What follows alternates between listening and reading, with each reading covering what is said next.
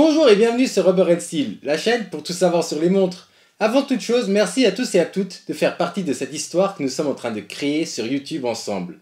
Grâce à vous, nous sommes déjà plus de 1000 et ça se fête. Donc on va faire un giveaway afin de vous remercier. Mais je vous expliquerai tout ça en fin de vidéo, donc restez bien jusqu'à la fin.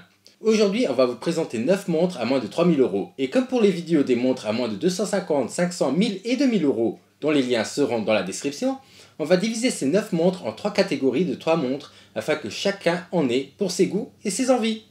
Tout ceci étant dit, nous allons pouvoir rentrer au cœur de l'horlogerie.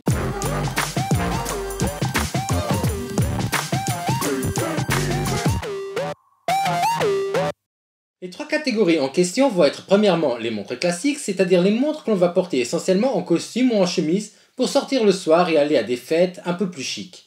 La deuxième catégorie, c'est les montres de tous les jours. Et comme leur nom l'indique, elles ont comme but d'être assez autonomes et de pouvoir se porter avec une grande variété de vêtements.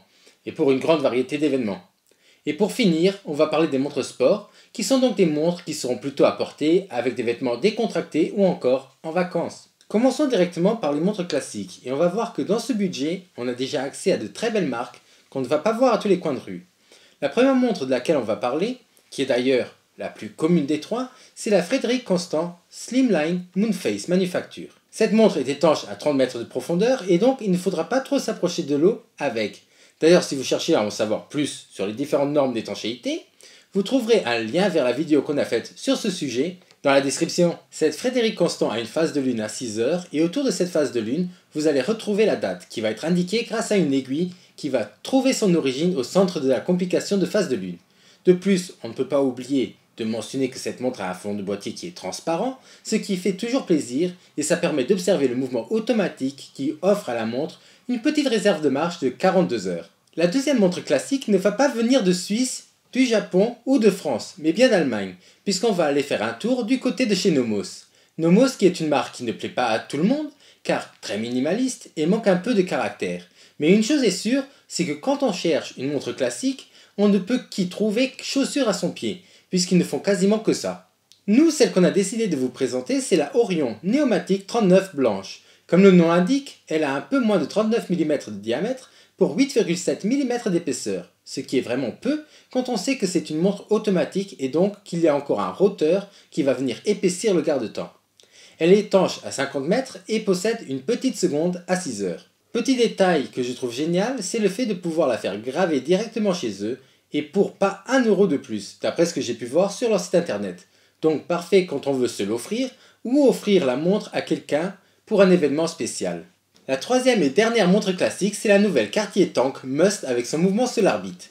Et oui, pour cette gamme de prix, on peut avoir du neuf chez Cartier, ce qui m'a bluffé. Un design reconnaissable de loin avec ce boîtier rectangulaire et ses chiffres romains, aiguille bleuie et en plus le nouveau mouvement photovoltaïque de chez Cartier. Deux tailles sont d'ailleurs disponibles, une petite et une grande, et il y a aussi de la couleur, ce qui est aussi très appréciable. D'ailleurs Cartier, avec celle-ci, a voulu faire une montre beaucoup plus éco-responsable, et donc cette montre aura besoin de moins de révision que les autres, et en plus son bracelet n'est pas fait à partir de matière animale, ce qui peut aussi faire plaisir à pas mal de gens. Passons maintenant aux montres de tous les jours, et là aussi il y a de belles pépites, et on va commencer par la Riviera de chez Baume & Mercier. Cette montre a un design qui ne peut que plaire de nos jours, puisqu'elle ressemble un peu à la Royal Oak et qu'en plus elle a un joli pattern sur son cadran. Dans les 3000 €, vous avez en plus vraiment beaucoup de choix, que ce soit au niveau de la taille, du bracelet ou encore de la couleur, ce qui est toujours bienvenu. Cette montre vient avec un diamètre de soit 36, soit 42 mm et peut être achetée soit sur bracelet métal, soit sur bracelet en caoutchouc. Mais pour rester dans les montres de tous les jours, je préconise le bracelet métal, car sinon la montre devient trop sportive. Pour finir, son mouvement est fait en Suisse et il peut être aperçu par son fond de boîtier transparent. La deuxième montre de cette catégorie, c'est la Tag Heuer Carrera sur bracelet métal. Et ici à nouveau le choix est vaste et vous pouvez retrouver des montres avec guichet date dans cette gamme de prix qui auront un diamètre de 39 mm, comme vous pouvez aussi retrouver des montres avec jour et date avec un diamètre de 41 mm.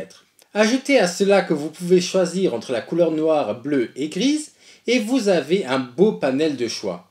Les deux montres, que ce soit celle avec date seulement ou celle avec jour et date, viennent avec un mouvement qui leur confère 38 heures de réserve de marche, ce qui est, de nos jours, et dans cette gamme de prix, déjà vraiment un peu juste. La dernière montre à moins de 3000 € que vous pouvez porter au jour le jour, et ça dans n'importe quelle circonstance, c'est la Tudor Black Bay. Cette montre existe dans les mêmes coloris que la Tag Heuer Carrera, c'est-à-dire bleu, gris et noir.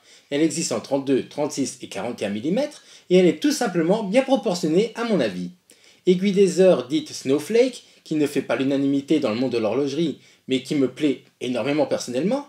Elle est étanche à 150 mètres grâce à sa couronne vissée et ornée de la rose Tudor, donc pas besoin d'avoir peur d'aller dans l'eau avec cette montre, ce qui est un réel avantage pour une montre qui doit pouvoir être portée dans une grande variété d'occasions. Et donc, lorsque vous ferez une petite journée barbecue près de la piscine, vous n'aurez pas à avoir peur que quelqu'un vous jette dans l'eau. Point négatif, comme pour la Tag Heuer, c'est la réserve de marche de 38 heures, mais je dirais que ce mouvement devrait se faire remplacer par leur mouvement maison qui a été intégré il y a un mois dans cette même montre en version or et acier, donc je vous dirais de patienter un peu si vous souhaitez acheter cette montre. Passons maintenant à la catégorie qui plaît le plus de nos jours, qui est la catégorie des montres de sport. Et on va parler de 2 montres de plongée et une montre GMT pour ravir les aventuriers qui regardent la vidéo.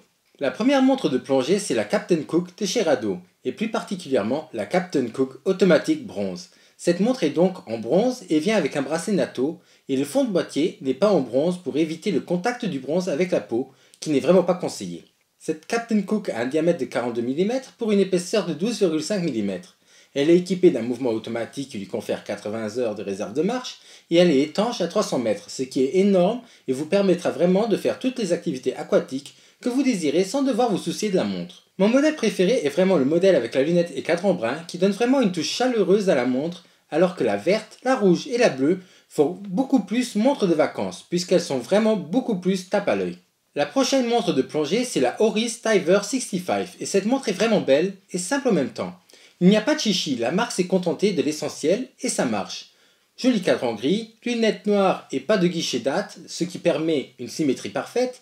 Pour une diver, il y a 2 petits points négatifs. Le premier, c'est qu'elle n'est que étanche à 100 mètres, mais comme elle a une couronne vissée, c'est une sécurité en plus afin de permettre une bonne étanchéité. Le deuxième point négatif, c'est que son mouvement n'a pas une grande réserve de marche, puisque celui-ci ne lui offre que 38 heures de réserve de marche. Cette montre a un diamètre de 40 mm, et en plus il y a beaucoup de couleurs et tailles différentes pour un budget de moins de 3000 €. La dernière montre est une nouveauté de chez Longines, et pas des moindres, parce que je la trouve splendide. C'est la Longines Spirit Zulu Time, qui est une véritable montre GMT, où l'aiguille des heures va pouvoir être changée indépendamment des autres, et cela sans même que l'heure ne s'arrête. Ce qui fait que lorsque vous rentrez dans l'avion, en 2 coups 3 mouvements, la montre sera réglée à l'heure du pays où vous allez vous rendre, sans devoir à nouveau régler les minutes. La montre a un diamètre de 42 mm pour une épaisseur de 13,9 mm et possède un mouvement automatique qui lui confère 72 heures de réserve de marche. La montre existe en 3 couleurs différentes et chacune de ces couleurs peut soit être trouvée avec un bracelet cuir, soit un bracelet métal qui lui donne un look quand même plus sportif. Voilà pour les 9 montres à moins de 3000 € et maintenant passons au giveaway. La montre qui est à gagner, c'est la G-Shock GA 2100. Pour participer, rien de plus simple, choisissez votre couleur préférée parmi les liens que vous trouverez dans la description, laissez un commentaire sous cette vidéo en nous indiquant la couleur que vous avez choisie, likez la vidéo, abonnez-vous si ce n'est pas encore fait, et pour finir, partagez la vidéo en public sur un de vos réseaux sociaux. Lors du tirage au sort, on demandera aux gagnants de nous envoyer ce lien afin qu'on puisse vérifier que le partage a bien été effectué, et cela avant la fin du concours, qui aura lieu dans un mois et plus précisément le 15 juin. Vous trouverez bien évidemment tous les détails dans la description de la vidéo. Sur ce, si la vidéo vous a plu, n'hésitez pas à liker, commenter et à vous abonner. Et moi, je vous dis à la semaine prochaine pour une nouvelle vidéo. Au revoir.